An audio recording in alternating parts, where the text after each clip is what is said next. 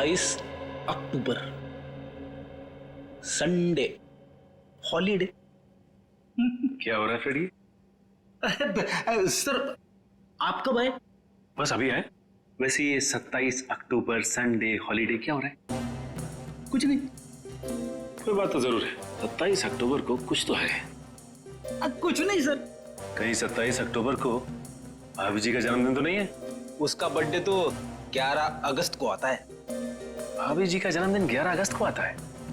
तो फिर किसी खास दोस्त के साथ लोनावाला खंडाला जाने का प्लान तो नहीं है भाभी जी को बिना बताए? वाइफ को बिना बताए मैं सब्जी खरीदने नहीं जाता। लोनावाला खंडालो तो बहुत दूर की बात है। क्या सुन रहा हूं मैं? सर वो फ्रेडी 27 अक्टूबर को लोनावाला जा रहा है। किसकी परमिशन से? नहीं सर, मैं कहीं नहीं जा रहा हूँ। तो फिर? सर 27 अक्टूबर को संडे है, छुट्टी का दिन है, तो सोनी पिक्स पे स्काईफॉल नाम की फिल्म का प्रीमियर है सर। स्काईफॉल? वो जेम्स बॉन्ड वाली फिल्म? हाँ सर, जेम्स बॉन्ड की सबसे बड़ी फिल्म स्काईफॉल। भूल ना जाऊं इसीलिए मोबाइल में रिमाइंडर डाल रहा था। आप लोग भी जरूर देखना स्काईफॉल। जरूर देखेंगे स्काईफॉल। हेलो एसीपी प्रद्युमन है। क्या? कहां पर?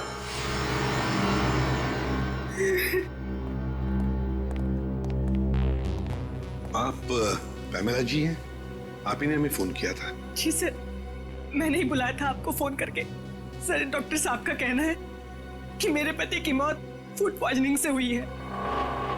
पॉइजनिंग से? जी सर, लेकिन सर मुझे लगता है कि जरूर डॉक्टर साहब ने ही मेरे पति को कुछ किया है। देखिए सर, ये मुझ पे बेबुनियाद इल्जाम लगा रही है। मैं एक डॉक्टर हूँ, मैं अपने मरीज का बुरा क्यों चाहूंगा? पैमेला जी, आपको ऐसे क्यों लगता है कि डॉक्टर साहब ने कुछ किया आपके पति को? सर मेरे पति दिवाकर को एक बीमारी थी, ऑब्सेसिव कंपल्सिव डिसऑर्डर की। सर उसकी वजह से उन्हें लगता था कि घर में हर जगह गंदगी है, कीटाणु है। इस वजह से हमें घर की साफ सफाई बार बार करवानी पड़ती थी, खासकर खाने पीने की चीजें, सब्जियां, प्लेटें, हर चीज का बहुत ध्यान रखा जाता था। अब सर आप लोग ही बताइए, इतनी साफ सफाई के बावजूद मेरे पति को फूड पॉइजनिंग कैसे हो सकता है सर? पैमेला जी प्लीज अब जरा शांत हो जाइए। देखिए, हम इस केस की आपके पति की मौत की पूरी तहकीकात करेंगे, पता लग ही जाएगा उनकी मौत हुई कैसे।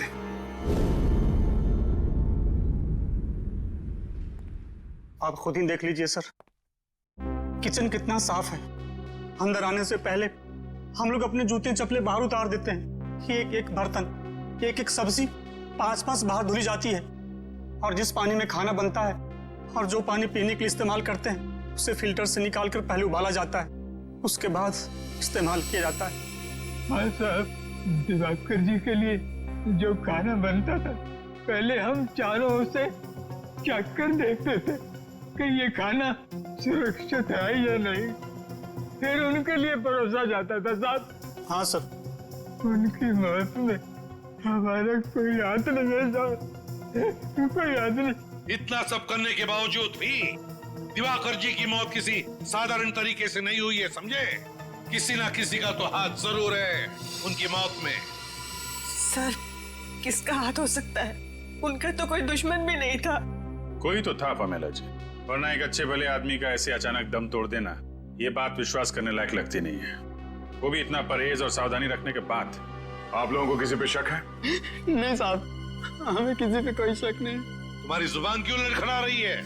तो छुपा रहे हो तुम? कुछ नहीं साहब। आप लगता है आपको कुछ मालूम है? किसी पे शक है आपको? नहीं सर। देखिए, छुपाने से कोई फायदा नहीं है, मालूम है तो बता दीजिए। नहीं साहब, मैं कुछ भी नहीं छुपा रहा। सर ये रामू काका है, बहुत सालों से हमारे घर पर काम करते हैं। आप सबको देखकर थोड़ा सा घबरा गए हैं बस। अच्छा, हमें देखकर रामू काका घबरा गए? कोई बात नहीं, जल्दी पता चल जाएगा दिवाकर जी की मौत कैसे हुई और किसने की।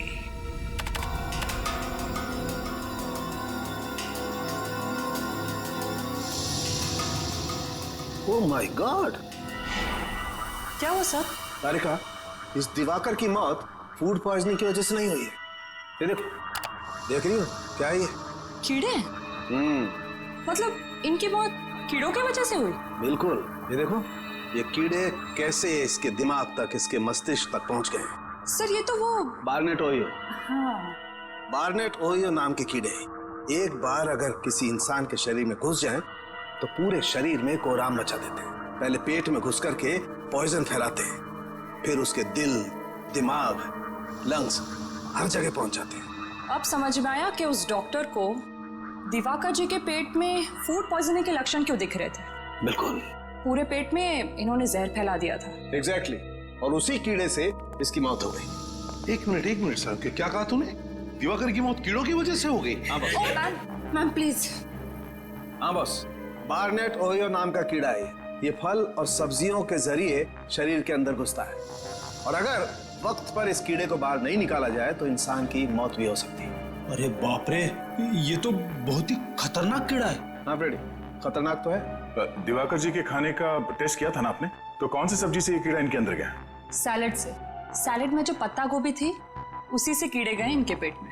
शायद मैडम ठीक कह रही हैं। सर कल इन्होंने सैलेड खाया था, उसके बाद इनकी तबीयत खराब हो गई थी। लेकिन बॉस, कल की सलाद से दिवाकर की मौत नहीं हो सकती है, क्योंकि इस कीड़े को अपना जहर फैलाने के लिए 18 से 24 घंटे का वक्त लगता है। इस कीड़े को अपना जहर फैलाने के लिए 18 से 24 घंटे लगते हैं। तो फिर कहीं ऐसा तो नहीं कि दिवाकर जी ने एक दिन पहले भी सैलेड खाया था? क्या दिवाकर जी ने सैलेड खाया था परसों? जी सर, परसों भी खाया था। बॉस, एक और बड़े आश्चर्य की बात यह है कि ये कीड़ा बार्नेट ओहियो मुंबई में पाया ही नहीं जाता है। ये यहाँ नहीं पाया जाता ना। तो फिर इस कीड़े के पनपने के लिए कोई खास वातावरण की जरूरत पड़ती होगी डॉक्टर साहब? हाँ दया, इस कीड़े को जीवित रहने के लिए ऐसे वातावरण की जरूरत होती है जहाँ पे बिल्कुल नमी ना हो, और क्योंकि मुंबई में बहुत नमी होती है, ह्यूमिड होता है, इसलिए यहाँ पे तो वो कीड़ा जिंदा रह ही नहीं सकता। जिंदा नहीं रह सकता? अगर ये कीड़ा मुंबई के वातावरण में पनप नहीं सकता, जिंदा नहीं रह सकता, तो फिर ये कीड़ा आया कहां से और इसे लाया किसने? किसने लाया? सर आप मुझ पर शक क्यों कर रहे हैं? मैंने तो वो सलाद बनाया भी नहीं था। झूठ मत बोलो। दिवाकर जी का ब्रेकफास्ट, लंच, डिनर सब कुछ तुम बनाते थे, और फिर सब लोग चटते भी थे, और तुम कह रहे हो कि तुमने सलाद बनाया नहीं? हाँ सर, वैसे तो सब कुछ मेरी देखरेख में ही बनता है। तो फिर? पर वो सैलेड मैंने नहीं सर, वो सैलेड टीना मैडम ने बनाया था। टीना? हाँ सर, टीना। ये टीना कौन है? टीना हमारी भतीजी है, हमारे साथ ही रहती है। लेकिन वो आपके घर पे दिखी नहीं है। कहाँ? सर वो परसों अपनी सहेली के घर गई थी, अभी तक नहीं लौटी। तो आपने फोन करके बुलाया नहीं उसे? किया था सर, फोन लगा नहीं। बड़ी अजीब बात है। टीना दिवाकर जी की भतीजी उनके लिए सलाद बनाती है और फिर अपने दोस्त के घर चली जाती है, और आज अब तक लौटी तक नहीं, और फिर उसका फोन भी बंद आता है। तो कहीं आपकी इस टीना ने आपने हमें टीना के बारे में पहले क्यों नहीं बताया? दिवाकर की मौत के बाद मेरा दिमाग शायद ठीक से काम नहीं कर रहा था, इसलिए। लेकिन सर आप उस पर शक मत कीजिए, उसके माँ बाप की मौत के बाद दिवाकर ने और मैंने ही पाला उसे अपनी बच्ची की तरह। वो दिवाकर के साथ ऐसा कभी नहीं कर सकती। टीना काम क्या करती है? कहाँ करती है? एक ऑर्गेनिक फार्म में काम करती है सर। दिवाकर के लिए सारी सब्जियां वहीं से आती है। दिवाकर ने कभी बाहर की कोई सब्जी नहीं खाई थी। सर फिर तो उस पत्ता गोभी में वो कीड़ा रखने का सबसे अच्छा चांस टीना के पास ही था। तो बार्नेट ओहियो कीड़ा, बार्नेट ओहियो, इस कीड़े के राज तक तो पहुंचना ही पड़ेगा, और वहां तक हमें ले जाएगी टीना, ऑर्गेनिक फार्म।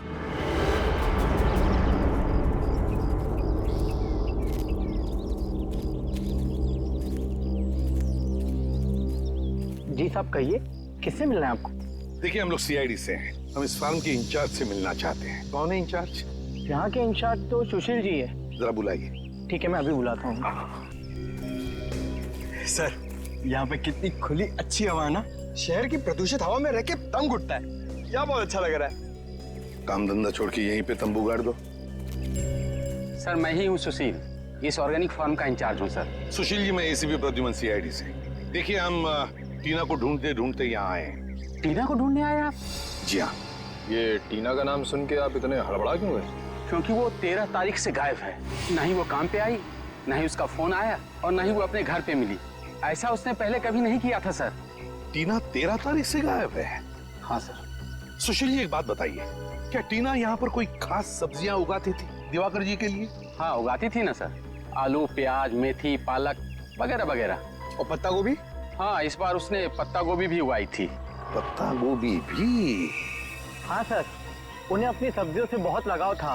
वो किसी को भी हाथ लगाने नहीं देती थी। पानी हो या खाद, वो सब काम खुद ही करती थी। मतलब उनकी उगाई हुई सब्जी को कोई हाथ ही नहीं लगा सकता था? हाँ सर। सुशील जी, टीना के 13 तारीख को गायब होने से ठीक पहले क्या वो यहाँ आपके फार्म में से पत्ता गोभी लेकर गई थी? हाँ सर, वो कह रही थी उसे अपने चाचा जी के लिए सलाद बनाना है। देखा सर, टीना ने ही वो कीड़ा पत्ता गोभी में डाला होगा और सैलेड बनाया होगा। कीड़ा?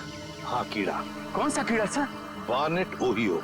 बार्नेट ओहियो, आप तो जानते होंगे इस कीड़े के बारे में। हाँ सर, वो तो काफी खतरनाक किस्म का कीड़ा है। उसे तो हम कभी कभी लाते हैं सब्जी पर टेस्ट कराने के लिए सर। सुशील जी, इसी बार्नेट ओहियो कीड़े की वजह से दिवाकर की मौत हुई है। टीना के चाचा दिवाकर जी की मौत। सर ये क्या कह रहे हैं? सर टेस्ट करने के बाद हम उस कीड़े को नष्ट कर देते हैं, खाने में इस्तेमाल नहीं करते हैं सर। और टीना ने इस कीड़े को अपना हथियार बना लिया। क्या बता सकते हैं टीना इस वक्त कहाँ होगी? नहीं सर, टीना के बाहरी जिंदगी के बारे में हमें कुछ नहीं मालूम। अच्छा सुशील जी, आपके यहाँ इतना सारा स्टाफ है, तो क्या इनमें से कोई गायब है 13 तारीख से, जिस दिन टीना गायब हुई उस दिन से? सर जिस दिन से टीना मैडम काम पे नहीं आ रही है, उस दिन से पवन भी काम पे नहीं आ रहा है। पवन? ये पवन क्या काम करता है यहाँ पर? सर स्पेसिमेन लैब से जो कीड़े और बीज आते हैं उसकी देखभाल करता है ये पवन। स्पेसिमेन लैब के कीड़े पौधों की देखभाल करता है ये पवन? इस पवन की सारी डिटेल्स चाहिए हमें, उसका पता, उसका टेलीफोन नंबर, सब कुछ। और निखिल, टेलीफोन कंपनी से टीना के सारे टेलीफोन रिकॉर्ड्स मंगवा लो और पता लगाओ उसका फोन बंद होने से पहले कहां पर था।